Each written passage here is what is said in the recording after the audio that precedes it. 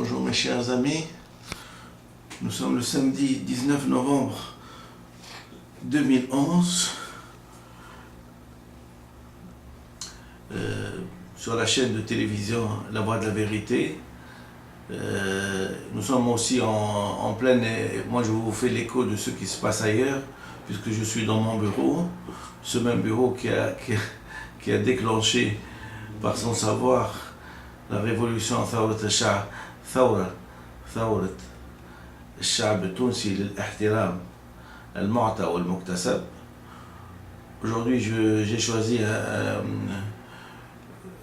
un chapitre pour vous, la Révolution française de Wikipédia, que je vais vous lire en essayant un petit peu de l'expliquer. Quant à ce qui se passe dans l'actualité, il y a une pleine effervescence, des gens qui se disputent les places et les postes. Et j'ai apprécié beaucoup un opposant, un chef d'un parti minoritaire bien sûr, donc dans l'opposition, qui a dit textuellement que le temps n'était pas à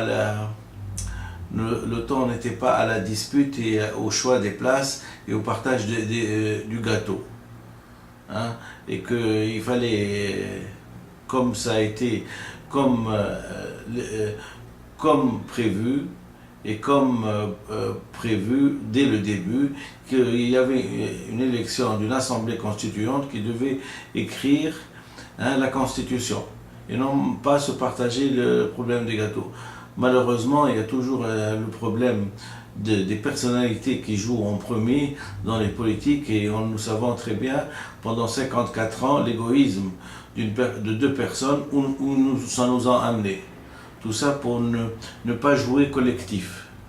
Parce que quand on joue collectif, on doit certes choisir quelqu'un pour nous gouverner, et le choix est important, et il répond à certaines règles. Si ces règles-là ne sont pas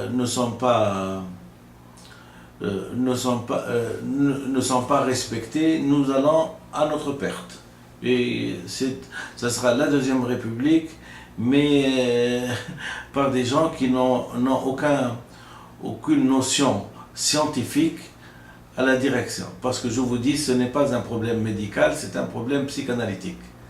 Réfléchir sur l'être humain, réfléchir sur son comportement, réfléchir sur son émancipation, sur l'obtention, sur maximiser son mental, c'est un problème scientifique et non pas un problème politique.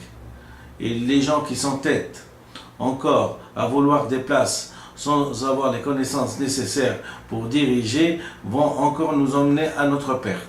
Je m'excuse si ça peut froisser certains convaincus de leur pouvoir surnaturel pour diriger un pays de 12 millions. On a fait déjà l'expérience, et vous ne me direz pas et vous me contredirez pas si je vous dis que ça a été un échec jusqu'à maintenant et qu'on a fait du surplace.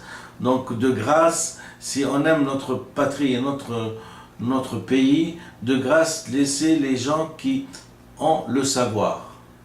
Et je le répète, toujours, la grande œuvre se fera grâce à la science et non pas grâce à la démocratie. Donc ils ont beau crier haut et fort qu'ils ont la légitimité démocratique, mais nous ne sommes pas au stade de la légitimité démocratique, nous sommes au stade de la légitimité scientifique. Si moi je sais mieux que toi, tu dois t'éclipser pour me laisser la place. Point final. Je m'excuse, c'est brut, mais c'est comme ça. La vie des peuples passe par là, par la science d'abord, et après par la politique. Une fois qu'on a écrit les trucs, comme on dit,